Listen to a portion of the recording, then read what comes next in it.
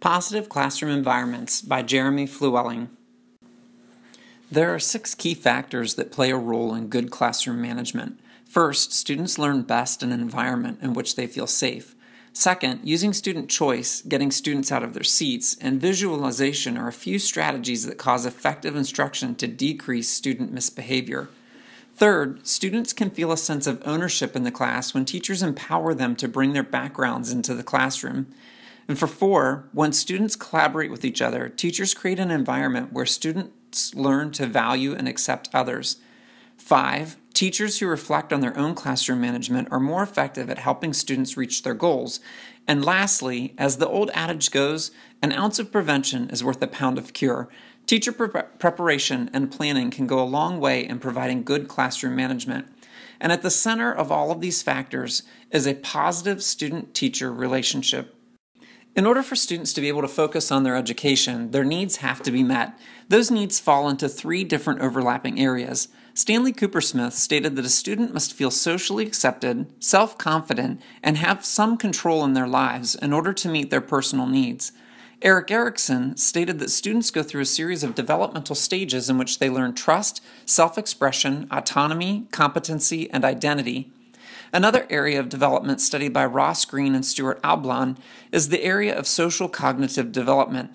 Green and Ablon proposed that students misbehave because of a lack of certain skills such as metacognition, regulating emotions, establishing mental routines, recognizing social cues, and being organized. Culturally responsive teaching through relationships, connecting students' backgrounds to the material, and collaboration all play a role in meeting all of these different diverse needs of the students. As mentioned before, the center of good classroom management is developing positive relationships with the students. The acronym REAL can help you remember ways to do this. R for respect. Students will listen better for a teacher they know that respects them.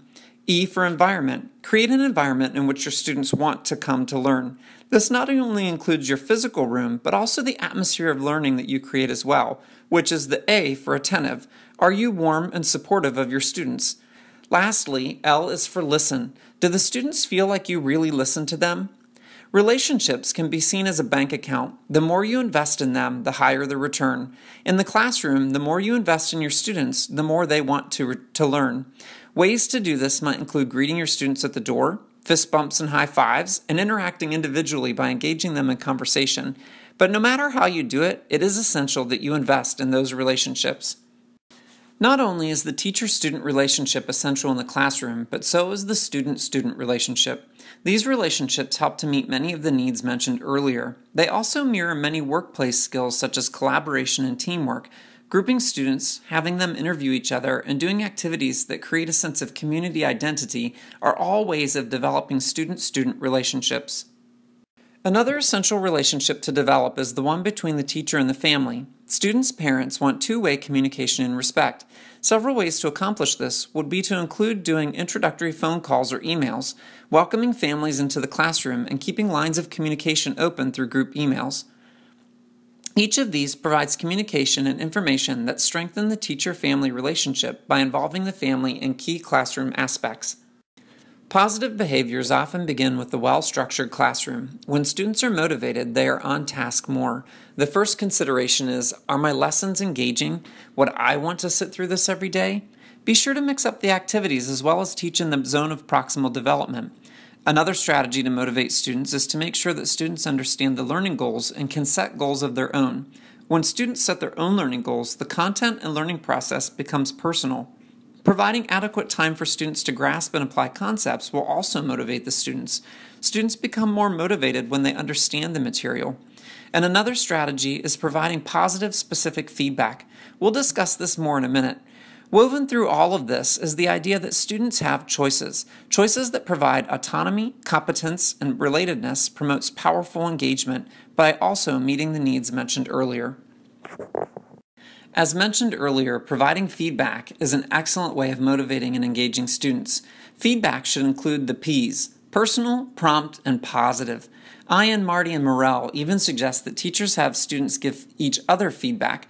Feedback has the power to transform students from grade seekers to active learners. Transitions can either enhance instruction or provide opportunities for students to misbehave.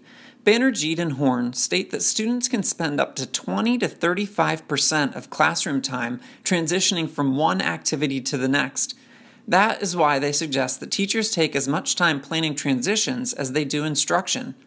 One way to ensure smooth transitions is to create routines where the students know what to expect when.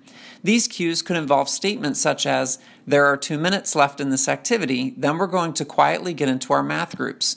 Or they could involve playing music during the transition. When the students begin to recognize the music, they recognize the subtle cues in the music that indicate the transition time is almost over.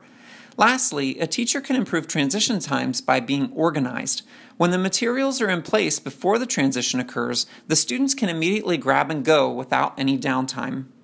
No matter how much planning you do, how much choice you give the students, or how engaging you make your lessons, there are times when students will misbehave. It is still important that the teacher remains proactive rather than reactive. This word cloud lists several different ways, though, to work with the student depending on the student and the situation.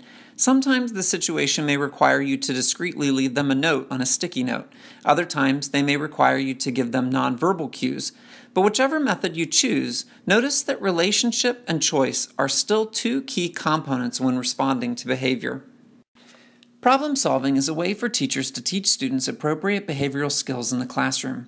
Glasser's 7 steps involve the students in understanding the impact of their behaviors and actively working to change those behaviors for the better. Step 1. Again, what is at the center of all student-teacher interactions? You got it, relationships. Step 2. Have the student describe their behavior to make sure they understand. Step 3. Ask questions that will enable the student to understand how the behavior is hurting themselves or their classmates. Step 4. Empower the student to make decisions on how they will change their behavior by creating a plan of attack. Step 5. After the student has developed an action plan, get a verbal commitment from them stating that they are willing to try. Step 6. Follow up with them after a set amount of time to make sure they know that you are keeping track of their behavior. And step 7, if the plan is not working, come up with a new one. Depending on the age and maturity of the student, these steps may need to be adapted. What is essential, though, is that the student is involved in understanding the effects of their behavior and deciding how to change that behavior for the better.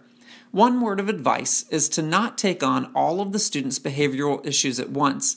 Sometimes it is necessary to ignore some behaviors in order to keep the student motivated and focused on 1 or 2 others.